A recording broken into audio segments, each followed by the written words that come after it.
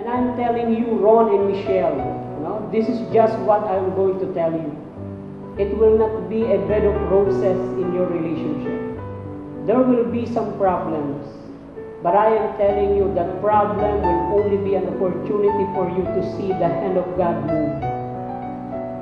Huwag kayong matatakot. Don't be timid or fearful about difficult situations. Those situations should only serve for you to really lean on your faith on God.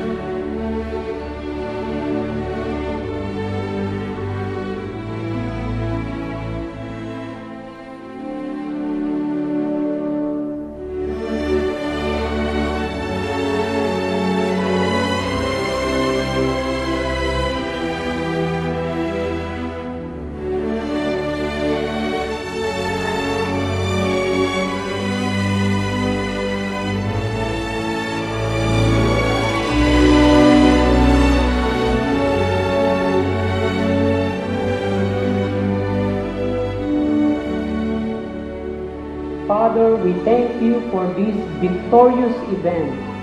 Indeed, your will has been done in the life of Ron and Michelle, and I pray that you will continue to bless this newlywed in the name of Jesus. We pray, Father, that your victory and success will be upon their lives. Let them multiply, Father. Give them gifts. Children are a heritage from you, and I pray wherever they place their hands unto, your blessing and your victory and success will abound in their lives.